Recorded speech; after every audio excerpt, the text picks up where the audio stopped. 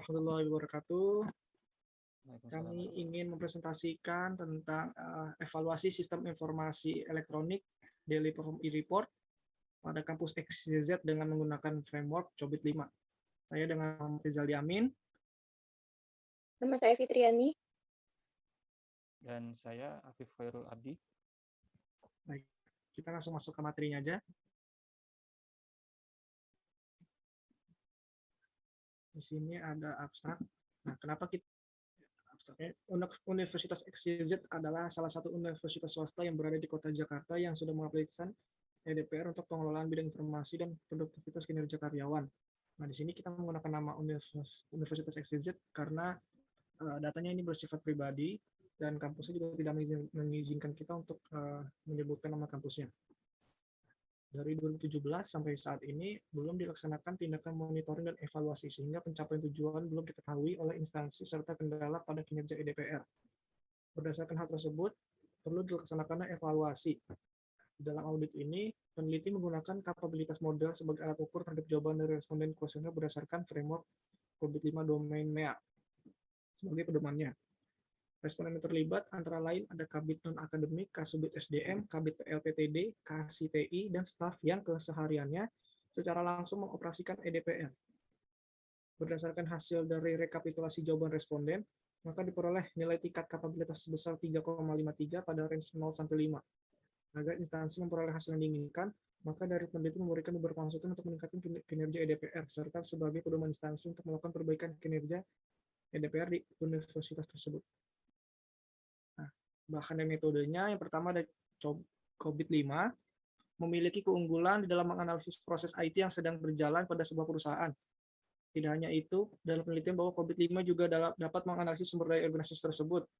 Metodenya dibagi ke dalam 3 subdomain, yaitu MEA01, Monitor, Evaluate, and Assess Performance and Conformance, adalah tahapan mengumpulkan, memvalidasi, dan mengevaluasi kinerja dan kesesuaian sistem terhadap tujuan bisnis perusahaan. Yang kedua ada MA02, Monitor, Evaluate, and Assess System of Internal Control, yaitu tahapan mengumpulkan, memvalidasi, dan mengontrol terhadap pengendalian internal perusahaan. Yang ketiga ada Monitor, Evaluate, and Assess Compliance with External Requirements, yaitu tahapan pemantauan ataupun monitoring, memvalidasi serta melakukan evaluasi kepatuhan dengan persyaratan eksternal perusahaan.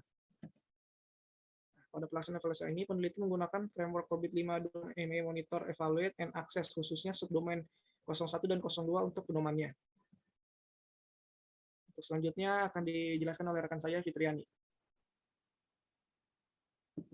Selanjutnya ada metodologi penelitian.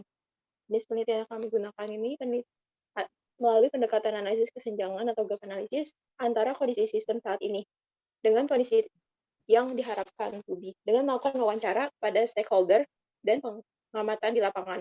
Selanjutnya, penelitian juga melakukan monitoring dan evaluasi dengan memberikan kuesioner kepada 40 responden guna melakukan pemetaan kondisi capability model menggunakan kerangka kerja, yaitu yang kita gunakan COBIT 5 pada domain MEA. Khususnya di sini kami menggunakan subdomain MEA 01, Performance dan Conformance, dan MEA 02, System of Internal Control. Hal ini dilakukan untuk mengetahui tingkatan efektivitas sistem tersebut dan memastikan bahwa sistem ini telah dikendalikan oleh perusahaan. Tahapan penelitian dapat kita lihat pada tabel di bawah ini. Tahapan awal mulai, selanjutnya identifikasi masalah, kemudian menentukan tujuan pustaka, selanjutnya tahapan pengumpulan data. Di sini kita akan identifikasi tujuan terkait TI dan proses bisnis. Selanjutnya pengumpulan data berupa wawancara dan kuesioner dan observasi.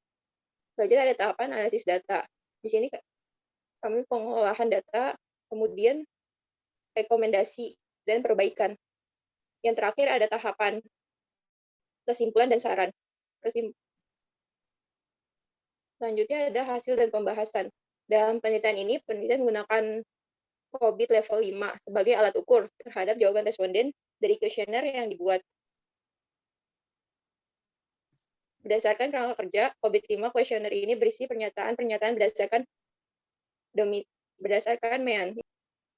Di sini kami menggunakan MEA yang pertama itu ada Monitoring and Evaluation Performance and Confirmation MEA 01. Kami fokus untuk membangun program kontrol internal efektif untuk IT membutuhkan proses pemantauan yang terdefinisi dengan baik. Proses ini meliputi pemantauan serta pelaporan kontrol, pengecualian kumpulan, penilaian dari internal dan pihak ketiga. Kunci dari pemantauan kontrol internal ini memiliki kelebihan, yaitu menjamin operasi efektif dan efisien dan sesuai dengan peraturan dan hukum yang berlaku.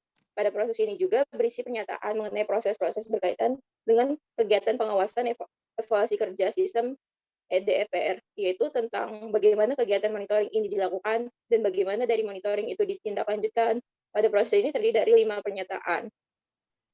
Yang kedua, ada monitoring MEA 02.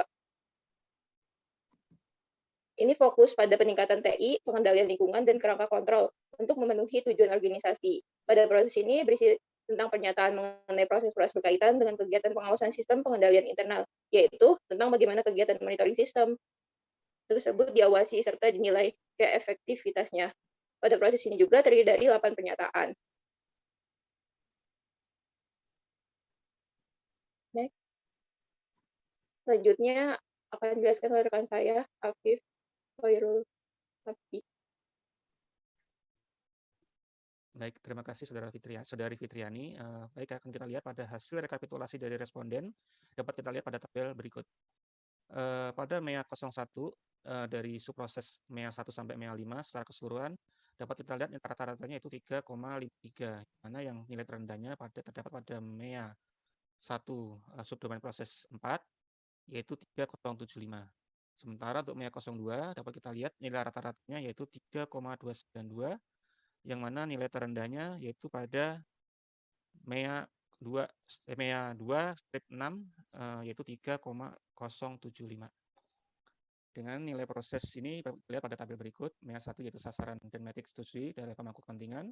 MEA 1 proses diukur berdasarkan tujuan dan metrik yang disepakati. MEA 1/3 pendekatan pemantauan, penilaian dan informasi perusahaan efektif dan operasional. MEA 1/4 sasaran dan metrik terintegrasi dalam sistem pemantauan perusahaan. MEA 1/5 proses pelaporan kinerja dan kesesuaian berguna dan tepat waktu. Sementara MEA 02 yaitu mengawasi dan mengevaluasi kontrol internal. MEA 2/1 yaitu proses sumber daya informasi memenuhi syarat pengendalian internal perusahaan. MEA 2/2 semua inisiatif jaminan direncanakan dan dilaksanakan secara efektif. MEA 2/3 jaminan independen bahwa sistem pengendalian internal beroperasi dan efektif disediakan. MEA 2/4 pengendalian internal ditetapkan dan kekurangan diidentifikasi dan dilaporkan. MEA 2/5 memastikan bahwa penyediaan jaminan independen dan berkualitas. MEA 2/6 ini salah, maaf. Perencanaan penjaminan terhadap segala risiko pada proses TI telah melalui proses pengujian. MEA 2/7 uji ruang lingkup penjaminan proses TI telah dilaksanakan.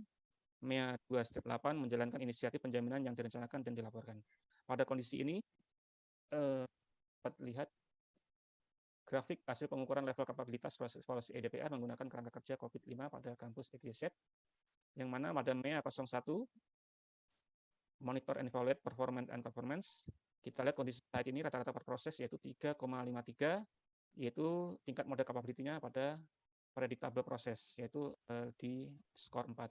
Kemudian monitor system of internal control MEA 02 3,29, yaitu tingkat kapabilitasnya pada level 3 atau established proses. Selanjutnya kesimpulannya.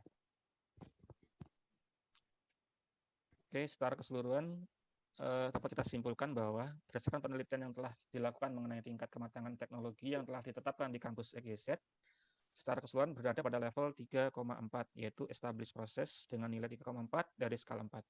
Hal tersebut berarti bahwa secara keseluruhan proses pengelolaan TI telah diketahui oleh instansi, akan tetapi instansi masih perlu melakukan pembenahan pada beberapa proses, khususnya pada domain MEA. Baik, selanjutnya kami silakan pada M. Rizaldi Amin, silakan. Baik, terima kasih. Nah, di sini kita sudah coba untuk buat laporan plagiarisme. Ini maksimal kita 9% kontennya unik, kemudian untuk konten yang jiplaknya ada sekitar 10%. Mungkin ini saja yang dapat saya sampaikan.